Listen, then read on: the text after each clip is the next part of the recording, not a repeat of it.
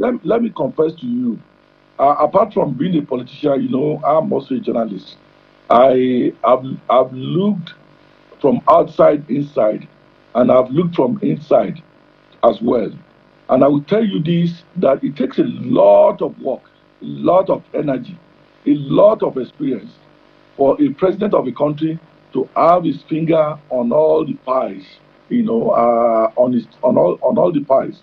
And one person who has been able to achieve that to a large extent as the president Olusegun Obasanjo, you cannot go to him and deceive him. He knows everybody. He knows virtually everybody is relevant across the country.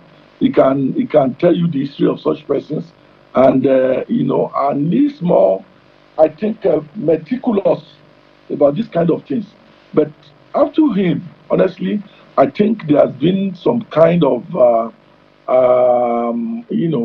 laxity, in terms of being, very, very keen in knowing what is happening, either in the presidency or outside, among the populace.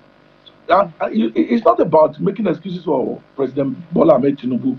It's about saying the Tinubu I know could not have himself sit down and allow the names of those people that we know who have been sacked from his cabinet. At what point will he be making? What will he have loved to achieve? And these are people who were found to have stolen money.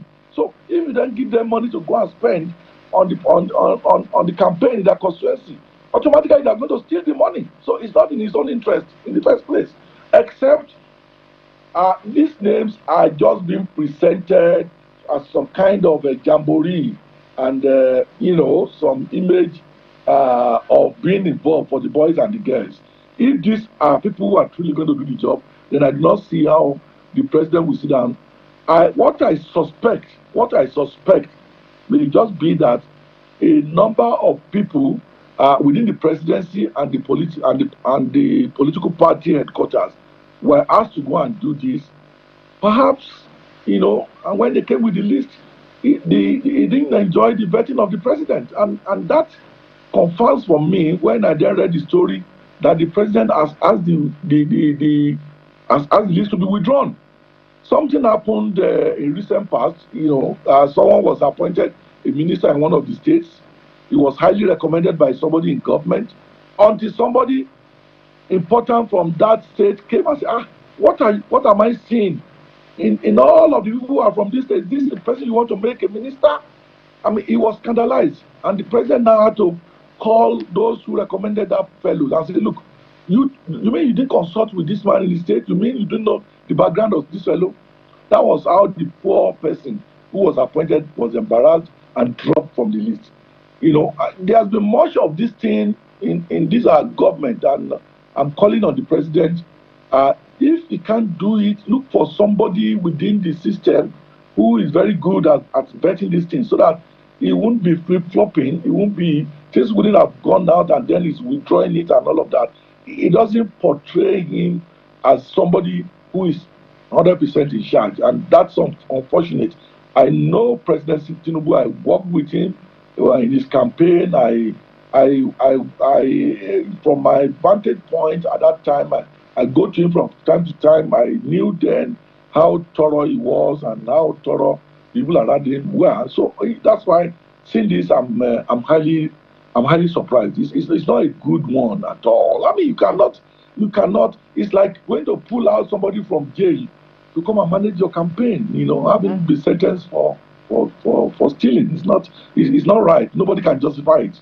Although you have some of the data boys out there throwing abuses at some of us, I think what we have done for those of us who have tried to call attention to this is positive. For the political health of Mr. President. I was shocked yesterday when the lawyer, a senior advocate of Nigeria, came out defending it and citing legal whatever that the president has right to. So if Anini emerges yesterday, Anini the armed robber, and there has some kind of political influence in those states, you can then appoint him on the president council, campaign council of Mr. President. That can never be right. And Nigerians do not take that at all. And we move on from there to even people who may not be criminals, but who are holding important positions in government.